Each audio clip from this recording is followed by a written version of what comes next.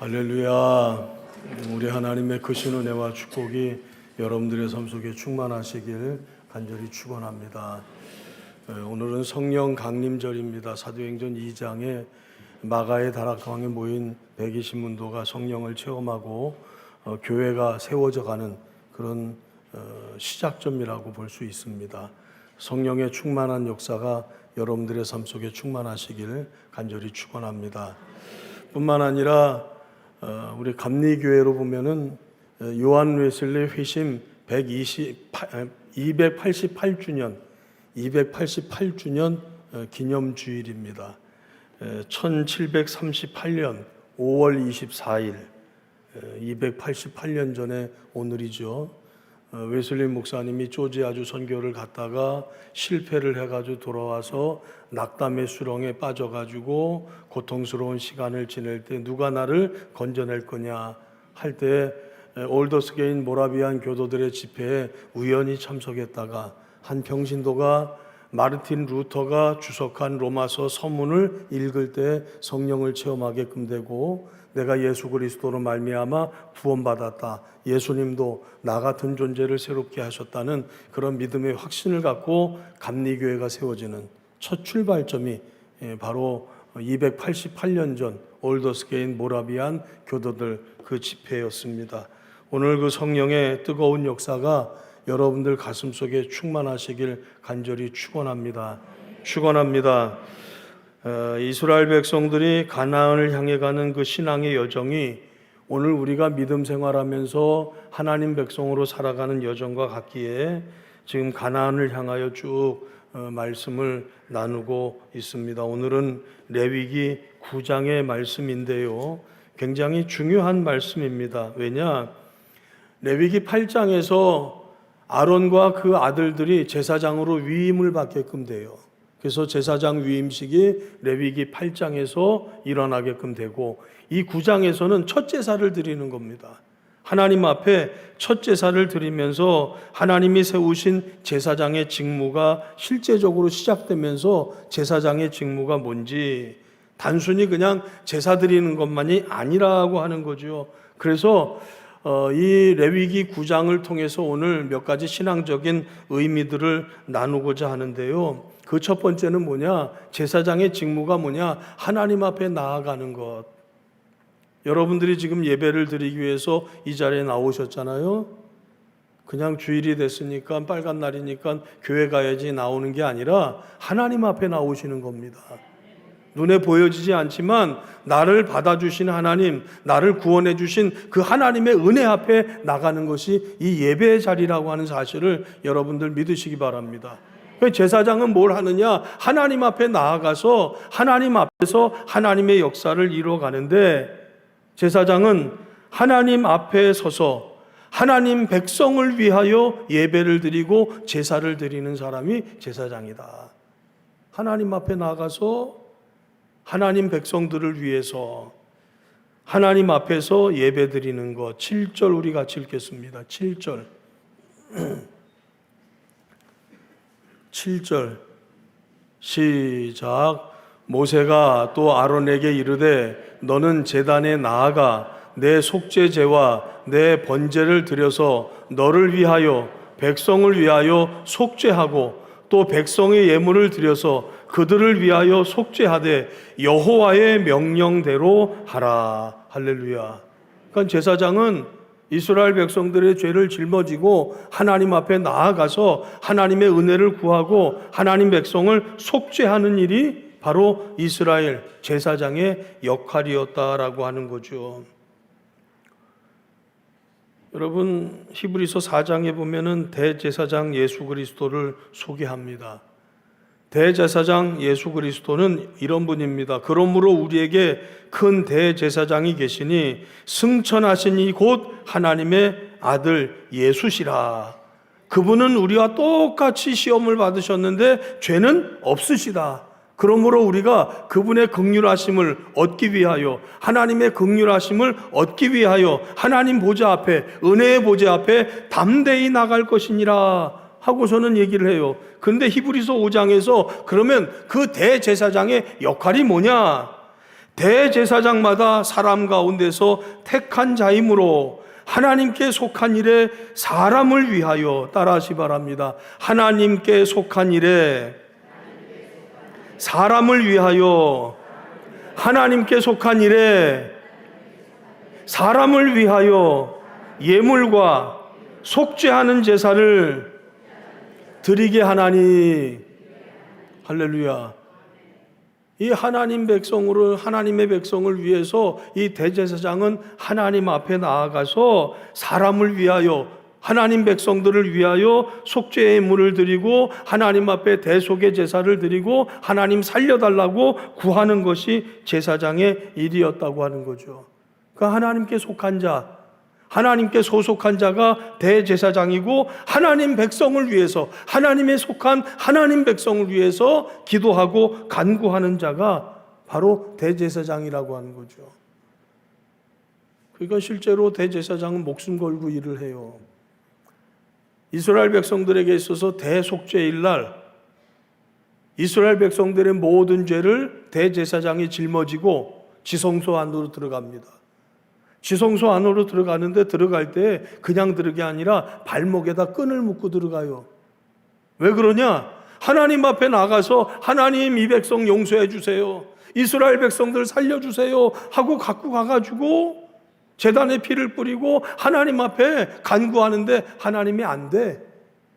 하나님이 용서하시지 않으면 대제사장은 거기서 즉사하는 겁니다. 하나님께서 죽여버리셔요. 그래서 발목에다 끈을 매는 겁니다. 아무나 지성소에 제사장도 못 들어가는 자리인데, 그럼 어떻게 하느냐? 줄을 당겨요. 물론 하나님이 용서해 주셔서 애복 끝에 달린 방울 소리가 짤랑짤랑 나면서 하나님이 용서해 주셨다고, 그 방울 소리가 나면 이스라엘 백성들이 용서해 주셨다고 할렐루야 하면서 좋아하는데, 만약에 그 소리가 안 나면 그냥 귀를 기울이고 기다리는데 방울 소리가 안 나면 대제사장은 죽은 거예요. 그러면은 줄을 잡아 당겨가지고 지성소 밖으로 대제사장을 끌어내는 겁니다. 죽은 시체를.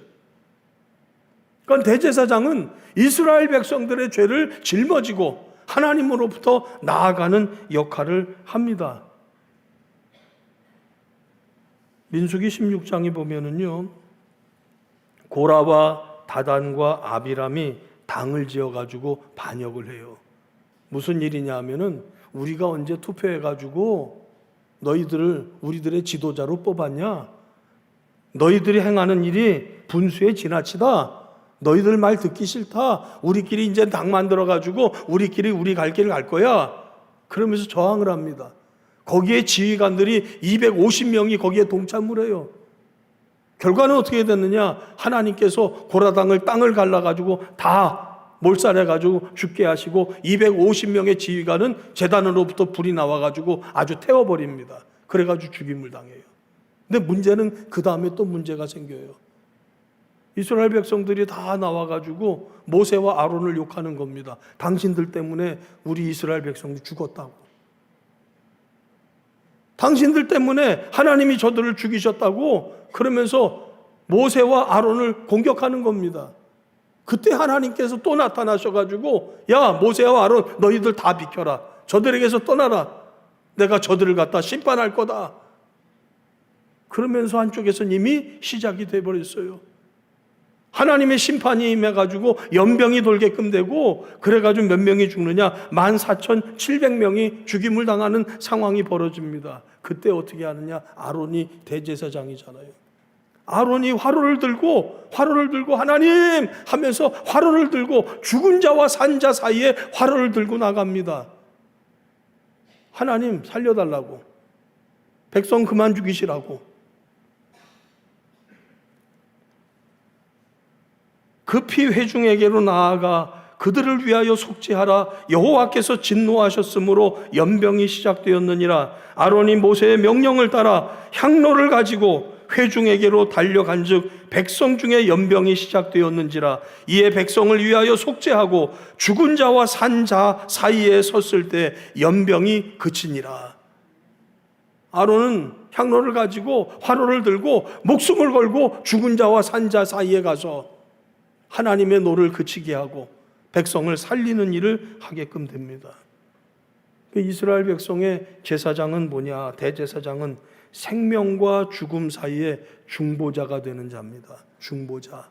하나님과 하나님 백성 사이에 다리 역할을, 중간에 다리, 중보자가 되는 역할을 하는데, 생명과 죽음 사이에 중보자가 되는데 자기 목숨 걸고. 그러니까 우리가 예수님을 중보자라고 하잖아요.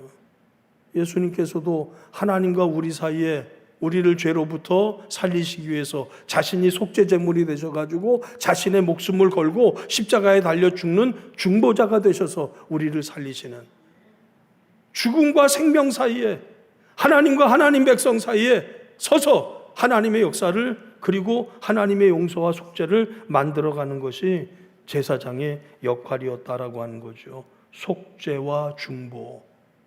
우리 다시 한번 7절 읽겠습니다. 7절 시작.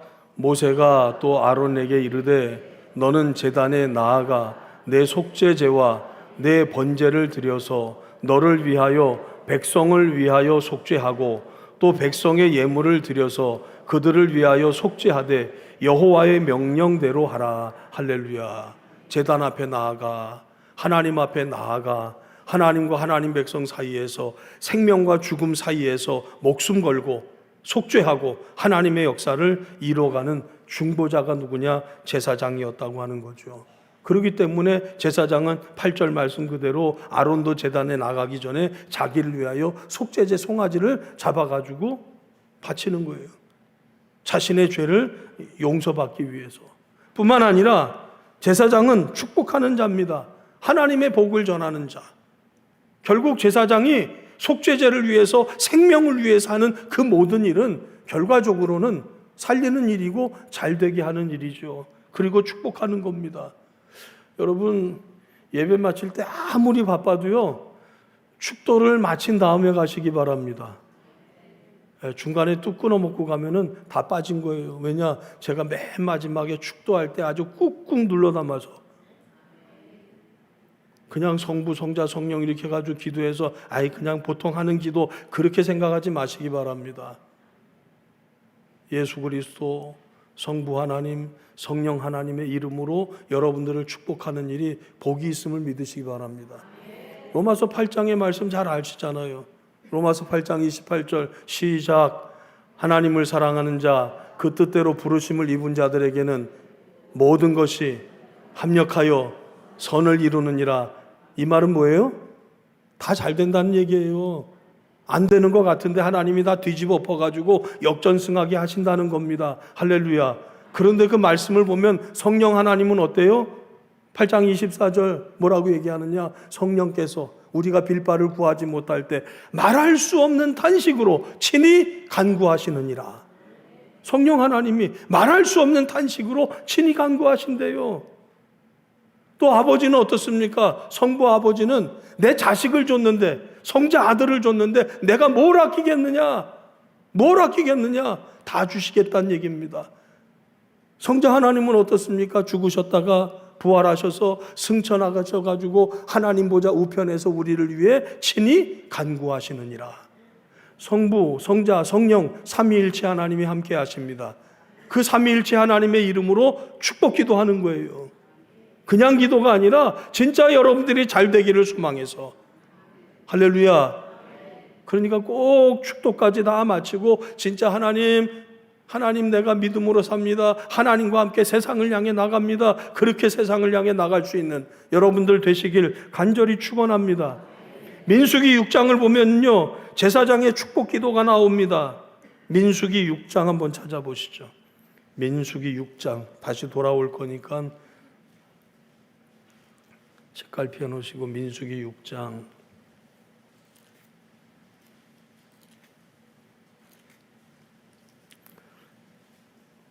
22절, 민수기 6장 22절부터 27절 제 성경책은 203쪽입니다. 203쪽 구약 성경책 203쪽 민수기 6장 22절부터 27절 천천히 교독하겠습니다. 여호와께서 모세에게 말씀하여 이르시되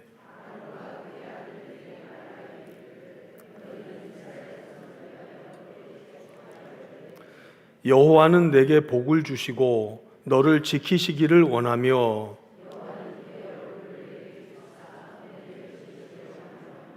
여호와는 그 얼굴을 내게로 향하여 드사 평강 주시기를 원하노라 할지니라 하라.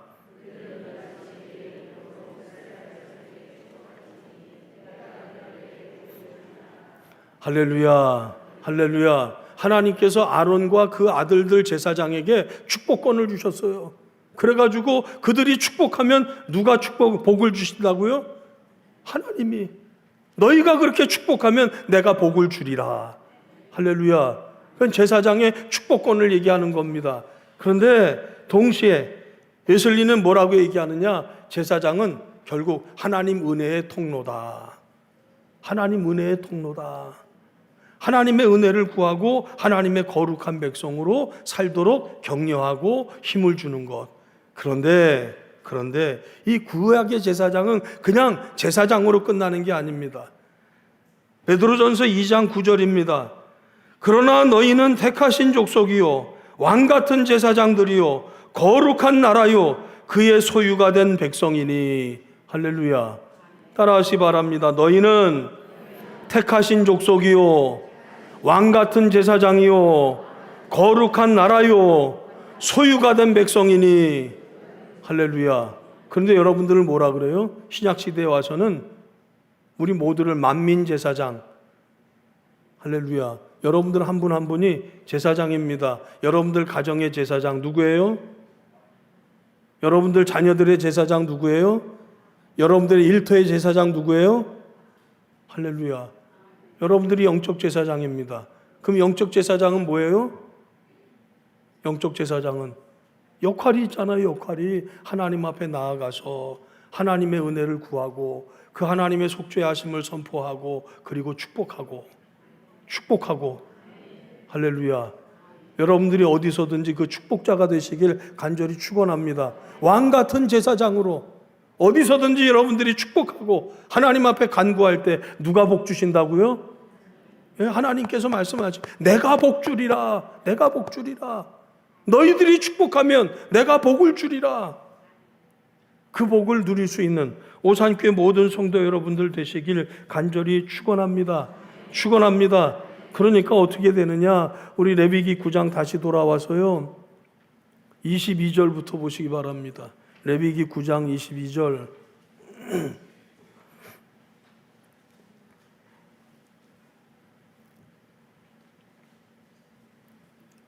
자, 22절부터 24절 같이 읽겠습니다. 시작.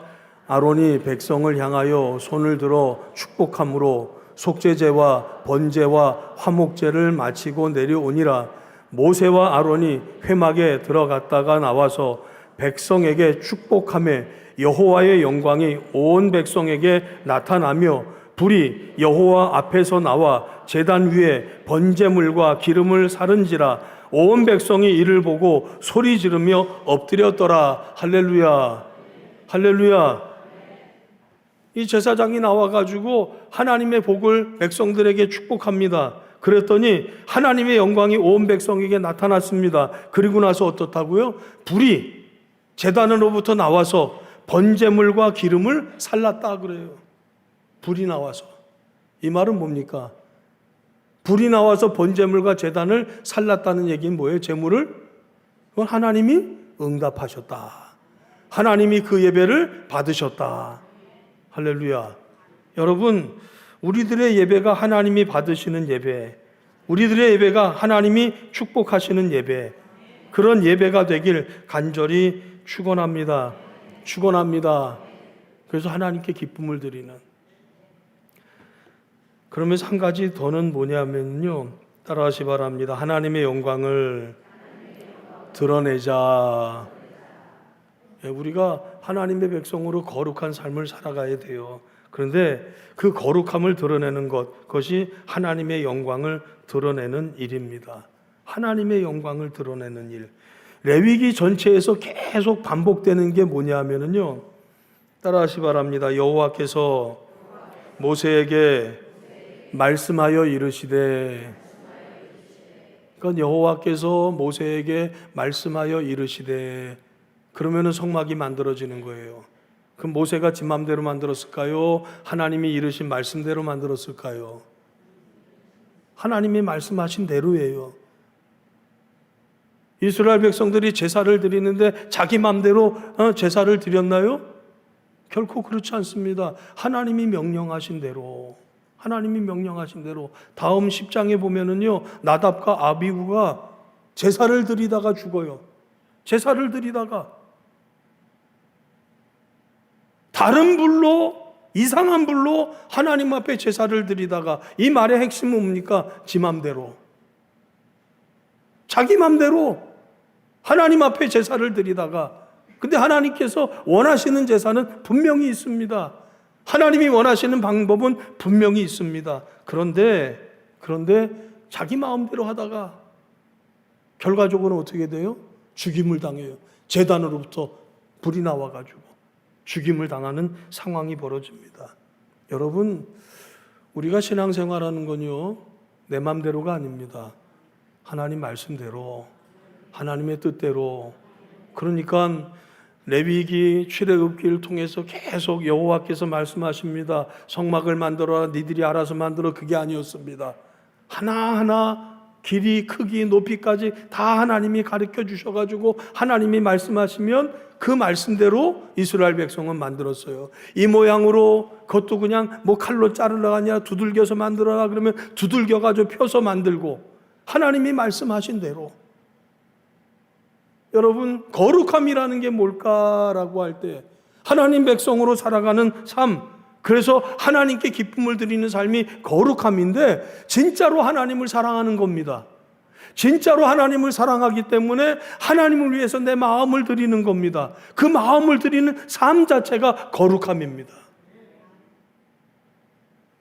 그러니까 하나님 앞에 내가 하나님을 사랑하고 하나님의 은혜에 감사하면서 하나님 앞에 순종함으로 하나님의 뜻대로, 말씀대로 살아가는 것, 그럼 결과는 거룩함의 열매를 맺을 수밖에 없어요.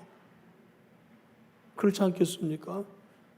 여러분, 순종하면은 누구 책임이에요? 하나님 말씀에 순종하면 누구 책임? 하나님 책임이에요. 그땐 따질 수 있어요. 야곱이 그랬잖아요. 하나님이 베델로 가라 그래가지고 가다가 에서가 군대를 동원해가지고 온다고 하니까 야복나루트에서 뭐라 그래요? 하나님이 가라 그래서 지금 베델로 가는데 지금 형이 군사를 동원해가지고 나를 갖다 맞으러 오는데 뭐라고 얘기하느냐? 살려주세요가 아닙니다. 살려내세요예요. 살려내세요. 하나님이 가라 그래서 지금 가니까 하나님 살려내세요. 순종했는데 안 되는 것 같으면 누구 책임이에요? 하나님 책임. 왜 무서워요? 대답을 제대로 못 하시네. 그때는 하나님한테 땡깡 부리는 거예요. 하나님 책임이라고. 그런데 불순종하면은 누구 책임이에요? 그것도 자신이 없어요? 네, 여러분, 불순종하면 누구 책임? 내 책임이 내 책임. 하나님이 뭐라 그러셨겠어요? 야, 왜 내 말대로 안 했어? 왜 내 뜻대로 안 해? 사랑하는 성도 여러분들, 우리가 거룩한 백성이 되고 하나님의 자녀가 되는 것, 외적으로 나타나는, 물론 하나님의 거룩한 백성으로 그 내면 속에서 진짜 하나님 사랑하고 하나님 뜻대로 살려고 몸부림쳐 노력하고, 그러면 자연스럽게 하나님 사랑하는 표현이 나타나고 삶의 모습이 나타나고, 그래서 하나님께 영광, 하나님께 영광. 거룩한 삶은 하나님께 영광을 돌리게끔 되어 있습니다. 그래서 참된 성화, 요한에슬레 목사님의 말씀에 참된 성화는 하나님의 뜻에 대해서 지속적으로 사랑하고 순종해가는 삶, 그것이 참된 성화고 참된 믿음이다. 지속적으로 하나님의 뜻을 찾아가는 것. 그럼 결과는 뭡니까? 하나님께 영광. 제가 강화 송해교회에서 목회를 할 때 김원국 집사님, 도정복 집사님이라는 분이 미국에서 유학을 마치고 들어왔어요. 김원국 집사님은 고대 공대에서 공부하고 가서 소방학 박사가 돼가지고 들어온 사람이고, 이 도정복 집사님은 이대 영문과를 나가가지고 가서 남편 유학 가니까 가가지고 가서 공부하고 들어왔는데 컴퍼스를 이렇게 재가지고 강화에다가 집을 져가지고 왔어요. 왔는데 첫 신방을 간 겁니다. 첫 신방을 갔는데 그러니까 시어머니인데 그냥 머리는 하얗고 하얀 그냥 그 모시 옷을 입고 아주 그냥 깨끗하게 조그맣게 앉은 할머니가 계셨어요. 근데 그 할머니하고 이제 갔으니까 대화를 나누게끔 되는데 그 할머니가 놀라운 얘기를 하는 겁니다. 자기는 원래 불교인이었고 보살이었대요, 보살. 불교인이고 보살이었는데 아들하고 며느리하고 얼마나 예쁘게 신앙생활하는지, 쟤네들이 믿는 예수님은 어떤 분위기에 저렇게 예쁘게 신앙생활을 하나, 그게 궁금해가지고 예수 믿게 됐고 자기가 집사님이 되셨다는 거예요. 할렐루야. 우리 오산교회 모든 성도들이 세상 사람들이 궁금해하는 아멘은 크게 해야 되는 거예요.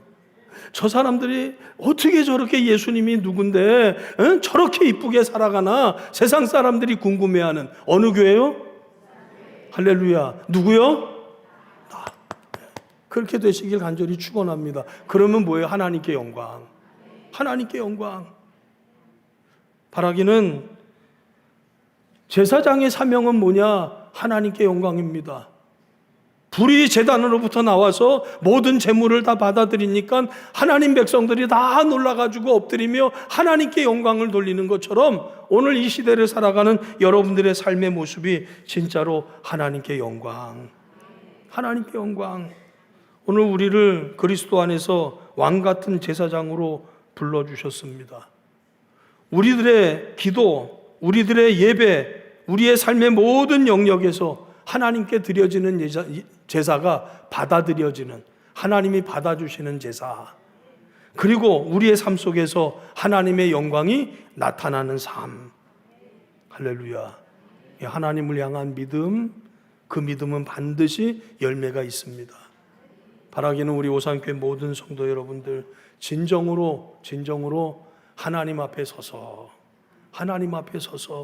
나의 삶의 모든 것을 바르게 드리고 진짜 중보자가 되어서 목숨 걸고 제사장이 거룩한 역사를 이루는 것처럼 여러분들의 가정과 여러분들 삶의 자리에 영적 제사장이 되어서 하나님의 역사를 이루고 하나님의 사랑을 증거하고, 그리고 그 삶으로 하나님께 영광 돌리는 어느 교회요? 어느 교회요? 누구요? 할렐루야. 모두가 되시길 간절히 축원합니다. 기도하겠습니다.